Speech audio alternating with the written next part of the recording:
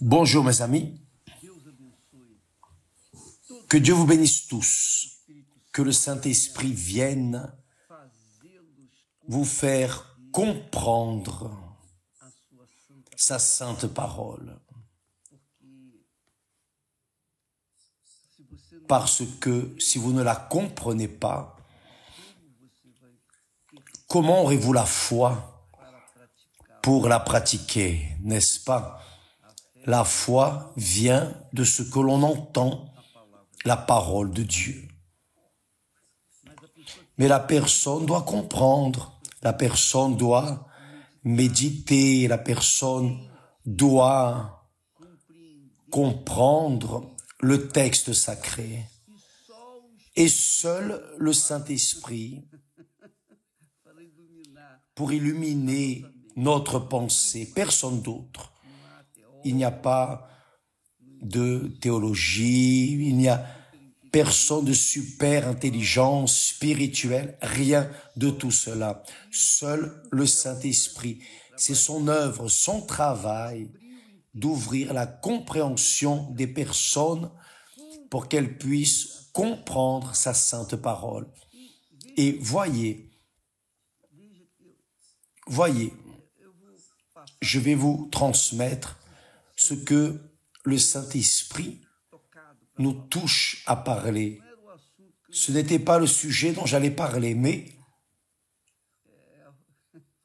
c'est la volonté de Dieu et je vais la suivre. Voyez, faites attention, mes amis.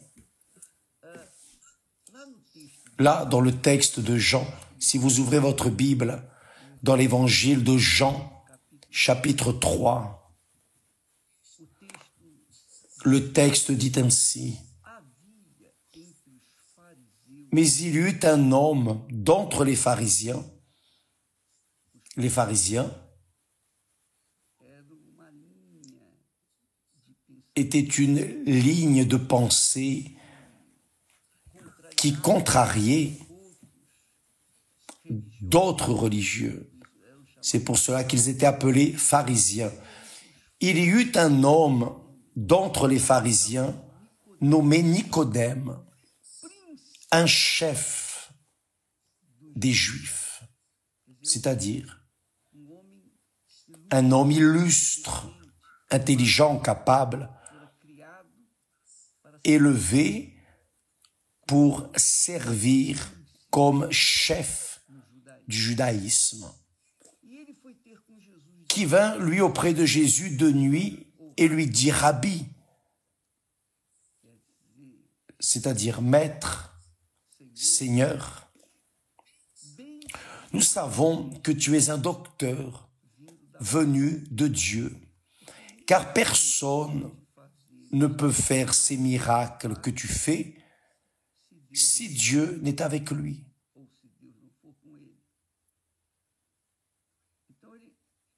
Donc il a débuté une conversation avec le Seigneur Jésus en lui faisant des éloges. Faisant des éloges de l'œuvre qu'il faisait, reconnaissant que Jésus était venu de la part de Dieu. Mais cela n'a influencé en rien, car Jésus est allé droit au but et lui a dit: « En vérité, je te le dis, si un homme ne naît de nouveau, il ne peut voir le royaume de Dieu. » Jésus parlait à un religieux, un chef, je dirais un évêque, c'est cela, un évêque par exemple,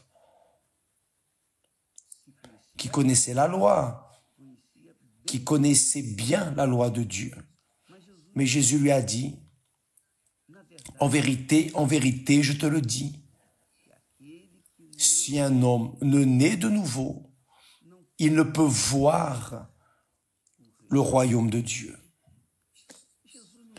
Jésus n'avait pas besoin de dire en vérité.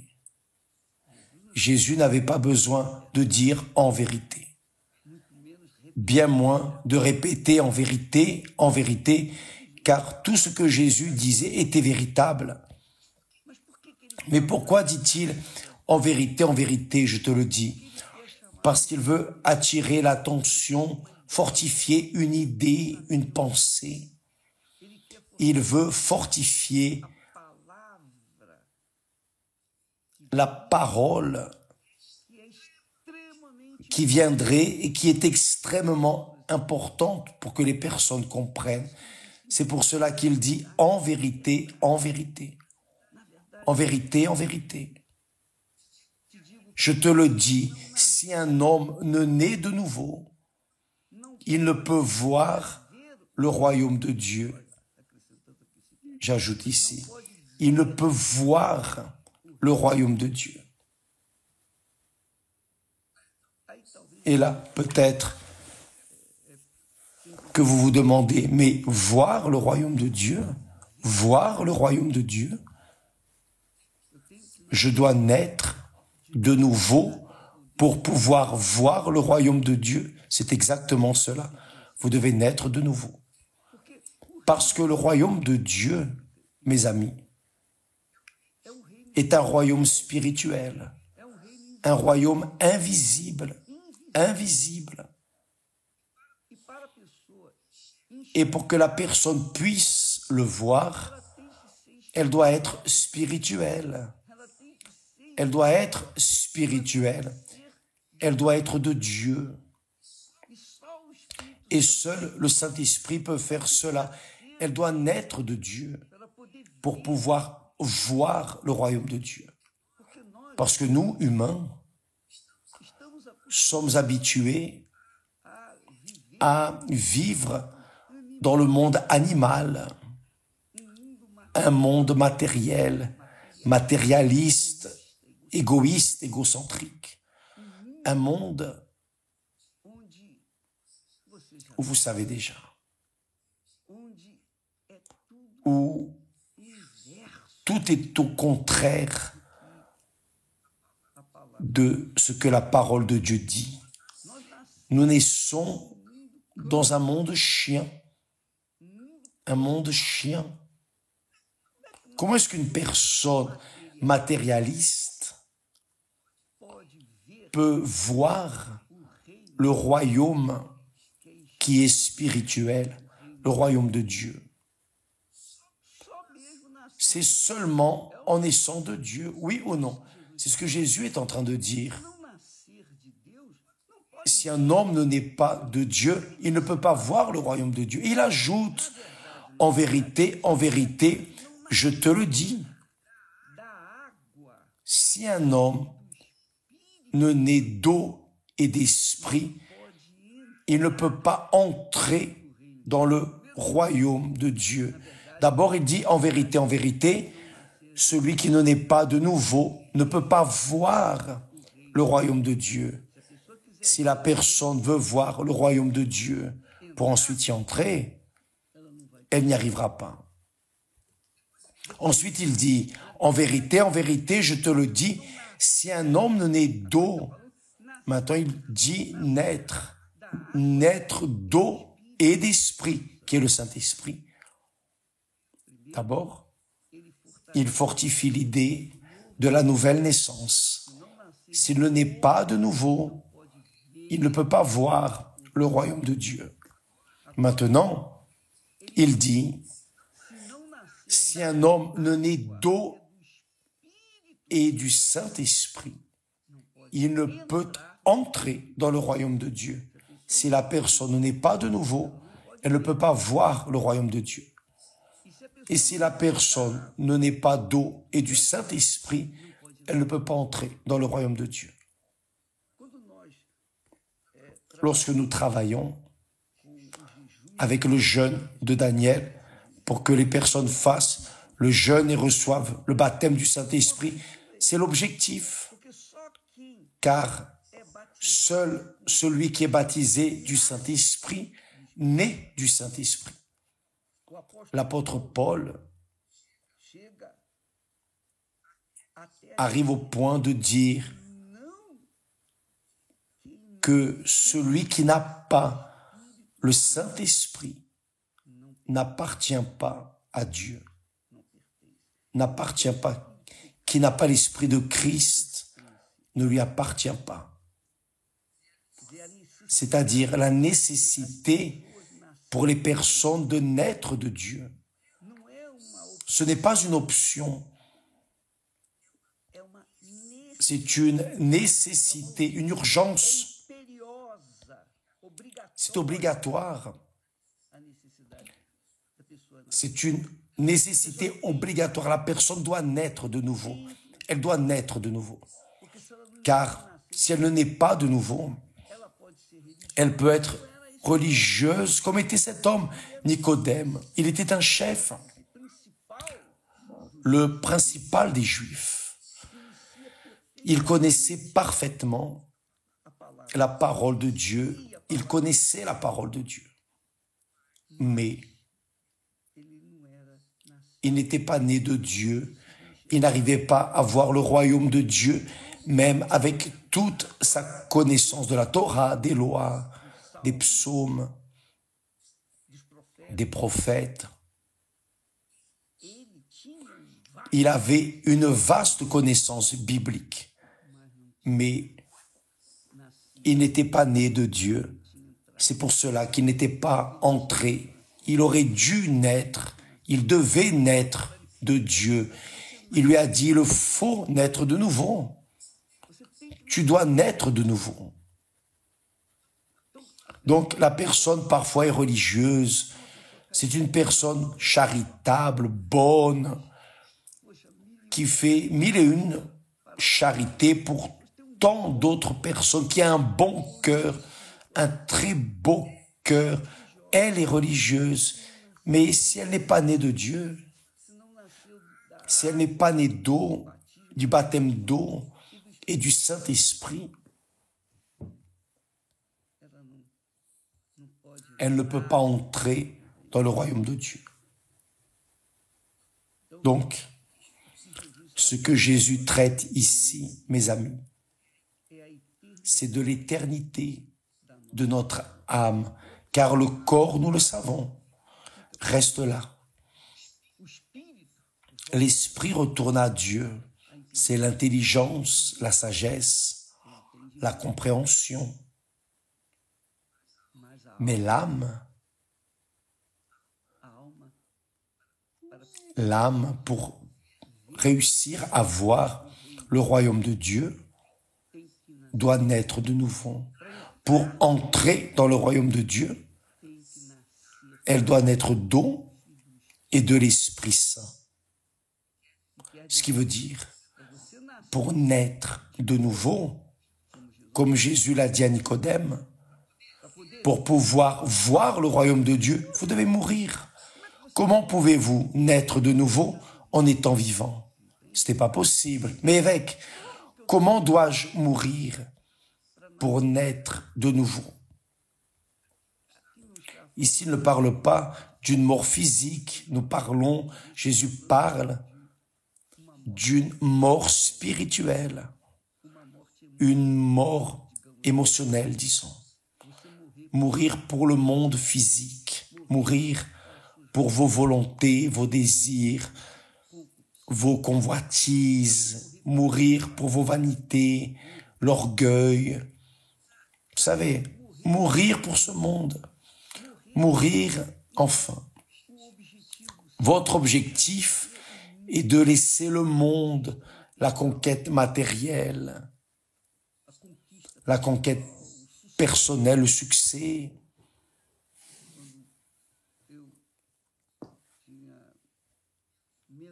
Quand j'avais moins de 19 ans, j'étais en train de me préparer, j'étudiais. Et à l'époque, un jour, je marchais en direction au travail. J'ai déjà dit ça, mais ça vaut la peine de le redire. Il y a des personnes qui n'ont pas entendu. Alors, je pensais, j'avais les livres sous le bras, en train de penser, marchant et pensant à mes projets. Non, j'étais encore dans le doute si je ferais des études d'ingénierie ou d'économie, et je pensais à me marier, constituer une famille naturellement, conquérir enfin. Jusqu'à ce que le Saint-Esprit m'a dit les mêmes mots que Jésus un jour a prononcés. À quoi bon gagner le monde entier, le royaume de ce monde, et perdre ton âme? Ça ne sert à rien. J'ai compris. J'ai compris parfaitement que c'est lui qui a parlé. Immédiatement, j'ai commencé,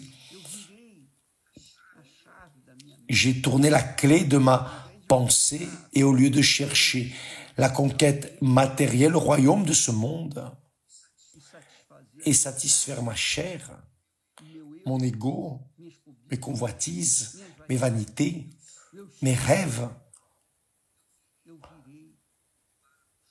je me suis tourné, j'ai tourné la clé de ma pensée pour chercher le royaume de Dieu. Et j'ai cherché. Et le Seigneur, alors, a vu ma sincérité, non ma sainteté, non. Je n'étais pas une fleur qu'on puisse sentir, mais j'ai cherché. Et un jour, le Saint-Esprit m'a révélé, m'a montré mon péché, m'a montré à quel point j'étais sale, malgré le fait de ne pas vivre dans le vol, le mensonge, dans la prostitution. Quand on est jeune, la puberté, vous savez ce que c'est? On a toujours ces écarts, mais je pensais que je n'avais pas tant de péché que ça. Je pensais, je ne vole pas, je ne fais pas ceci ou cela. Il m'a montré mon péché, mon péché. Et j'ai pu voir à quel point j'étais sale, à quel point j'étais dans la boue. J'ai pu voir, j'ai pu comprendre pourquoi Jésus est venu à ce monde donner sa vie pour nous. J'ai pu voir. Et immédiatement, désespéré, voyant l'enfer, j'ai vu l'enfer.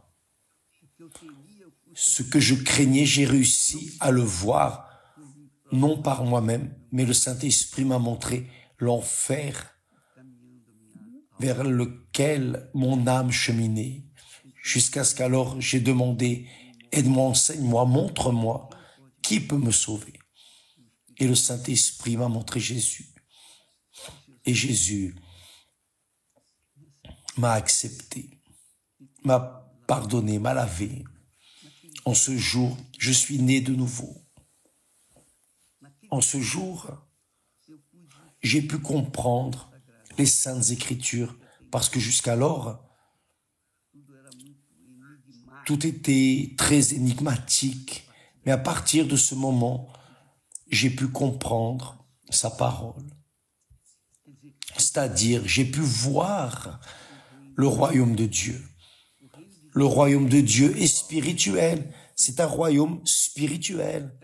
C'est un royaume spirituel où Dieu lui-même gouverne, dirige, conduit. Il est le roi et Seigneur, le gouverneur éternel. Et la gouvernance du royaume de Dieu est une gouvernance de justice, une gouvernance de discipline, d'ordre, de bonté, d'amour, de pardon, de considération, de miséricorde. Tous, littéralement, tous les êtres humains sont pécheurs.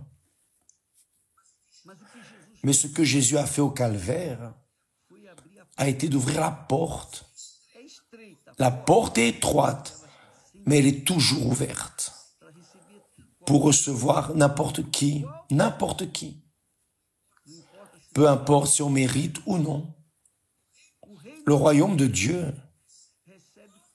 reçoit n'importe quelle personne dès l'instant où cette personne se soumet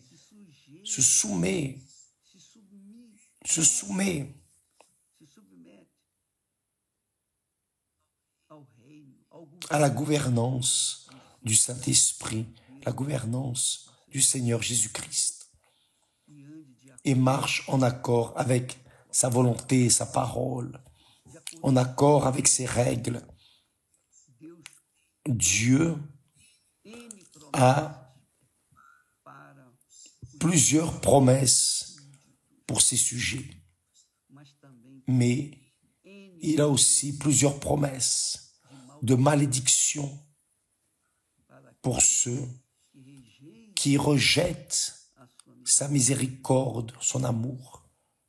Donc, lorsque vous êtes illuminé par le Saint-Esprit, vous pouvez voir le royaume de Dieu. J'ai vu le royaume de Dieu. Et j'ai cherché. Et le Saint-Esprit a rendu possible que je puisse y entrer, car il m'a engendré. Il m'a engendré. Il m'a fait une nouvelle créature. À partir de ce jour, j'ai mis en moi le désir immense d'apporter à d'autres personnes ce que Dieu m'avait donné. Et c'est ce que je veux, que vous ayez au minimum ce que le Seigneur Dieu m'a donné. Ça, c'est l'objectif pour lequel tous les jours nous sommes là. Pas que je sois une personne qui est bonne personne, un saint, rien de tout cela. Non, je suis un être humain soumis à des failles, des erreurs, mais je suis entré dans ce royaume, le royaume de Dieu. Et pour cela, je peux vous parler. Je suis une personne qui a eu le privilège, le haut privilège, très haut privilège, d'entrer dans le royaume de Dieu.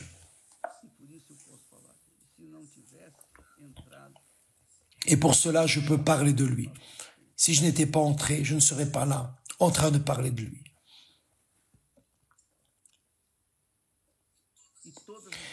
Et toutes les personnes qui reçoivent le baptême du Saint-Esprit ont cette expérience que j'ai eue. Ce n'était pas moi seulement.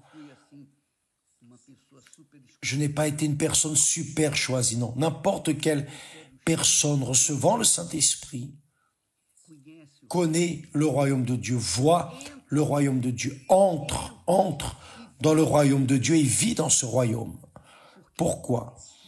Parce que ce royaume est un royaume de justice, d'amour, de pardon, de miséricorde envers tous, même si vous n'êtes pas dans le royaume de Dieu. Le royaume de Dieu continue avec la porte ouverte pour que vous y entriez. Mais vous devez entrer par la porte. Il n'y a qu'une porte, elle est ouverte, de manière permanente. Mais c'est vous qui devez entrer. Et pour entrer, vous devez renoncer à votre vieille vie.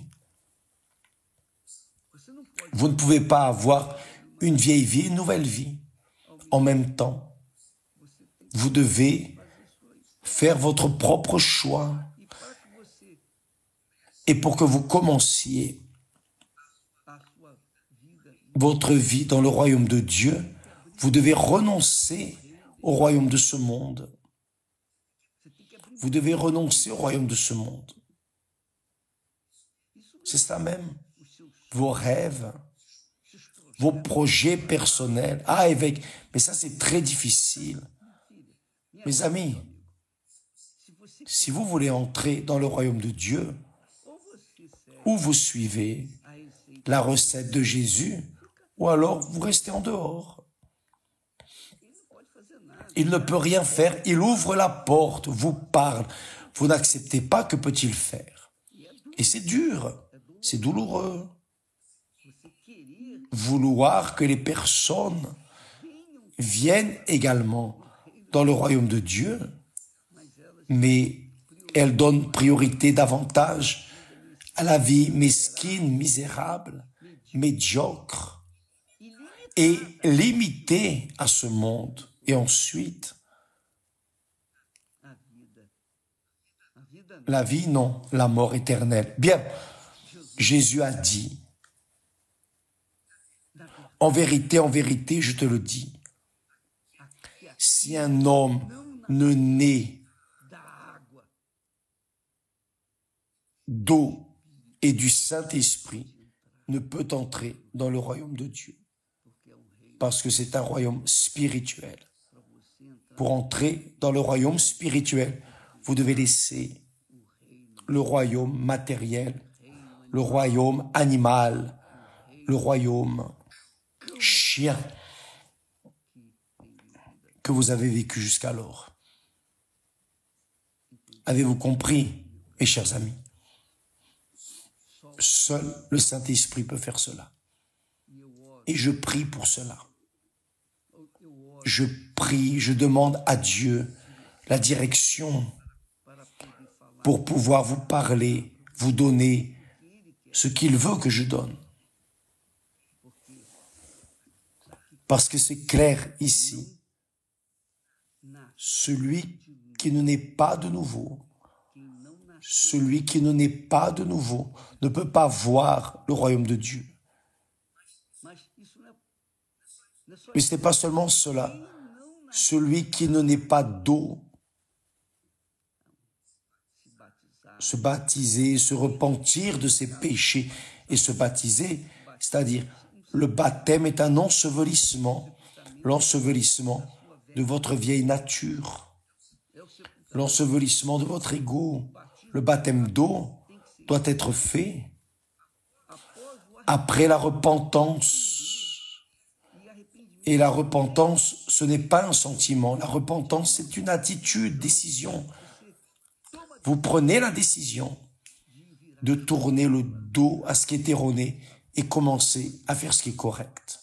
Là, oui, vous allez vers le baptême, vous allez ensevelir cette chair, le corps du péché. Et là, oui, quand vous vous levez des eaux, vous avez le droit de recevoir le baptême du Saint-Esprit parce que réellement, vous avez laissé dans l'eau votre vieille nature. Et là, oui, vous entrez dans le royaume de Dieu. Et là, mes amis, il suffit de courir dans les bras du Père, du Fils et du Saint-Esprit. Que Dieu vous bénisse et à demain. Si vous voulez plus d'informations, allez dans une église universelle. Aujourd'hui, nous sommes en train de traiter du fruit du Saint-Esprit, le fruit du Saint-Esprit. Si vous voulez prendre connaissance, plus de connaissance de ce qui se passe avec ceux qui un jour sont nés de nouveau, allez à cette étude biblique que nous avons aujourd'hui dans toutes les églises universelles. Que Dieu vous bénisse et à demain au nom du Seigneur Jésus. Amen.